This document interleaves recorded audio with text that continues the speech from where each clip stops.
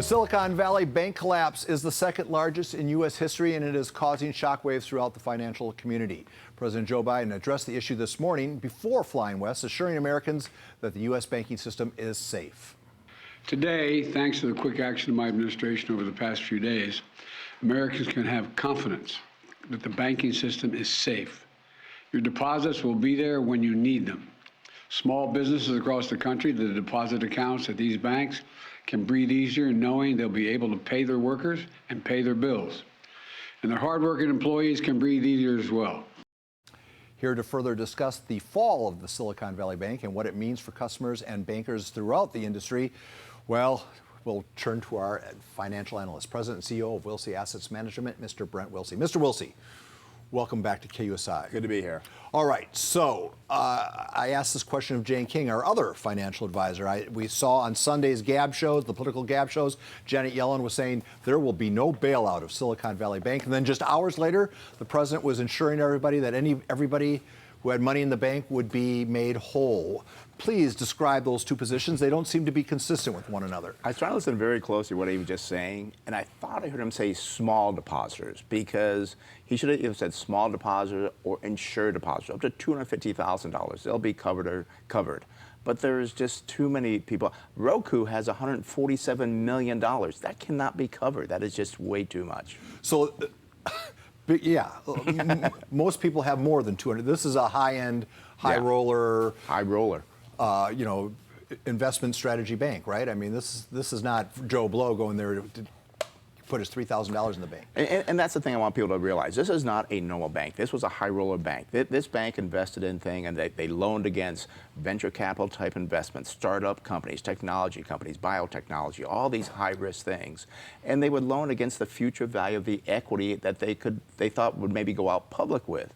So they took a lot of high risk. This stock last year went from 200 to 700. There's something we look at when we invest in banks called price to tangible book value, which means you're looking at tangible assets, land, building machines. We like 1 to 2 will sell at 2. This was trading up 4 times. This was very high risk, and people that know finance know this. Unfortunately, people that don't know finance don't know that. So don't worry about your other bank, because most banks loan against strong businesses, mortgages, car loans, things that are much stronger than venture capitalists or startup businesses. Prior to me knowing that I was going to be talking with you today, I was again watching a lot of the cable shows on Sunday, and a pundit appearing, I believe, on Fox Business was saying, you know what, not to worry, this is a liquidity issue with this particular bank, and that their asset sheet more than covers the money that people have in the bank. And when I said that to you, you rolled your eyes at me. You would disagree with that assessment? 100%, because what this bank invested in, again, was your high-risk type startup venture capital. I mean, right now, venture capital, probably about 30% will do well, other 70% won't do, because what happened is that we've had inflation come. The Federal Reserve has had to raise interest rates. Now, when there's a lot of free money and things are great, everybody can do well. This is when we slow down, and the saying is, when the tide goes out, you see who's not wearing a bathing suit.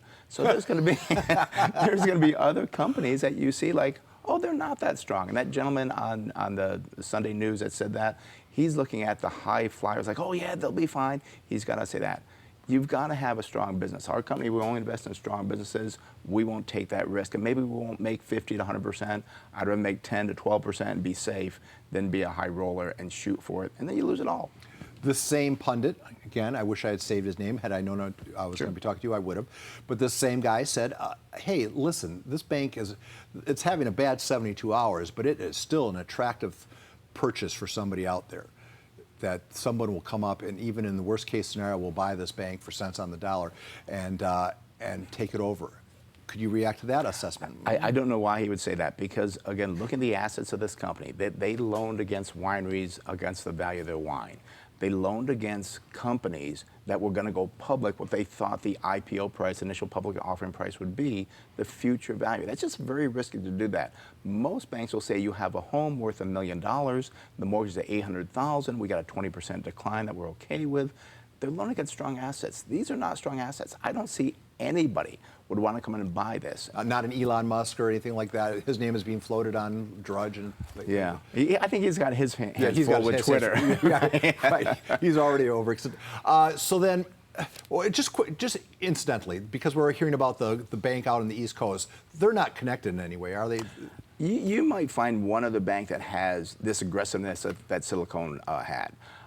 But most banks, your regional banks, they're all down today because there's concern who's going to be the next one. There may be another one there, but it'll be the same thing. They were loaning risky assets. Silicon Bank also borrowed treasuries that were long-term treasuries. They got them at 1%. Well, rates go up, bonds go down. They lost money on that.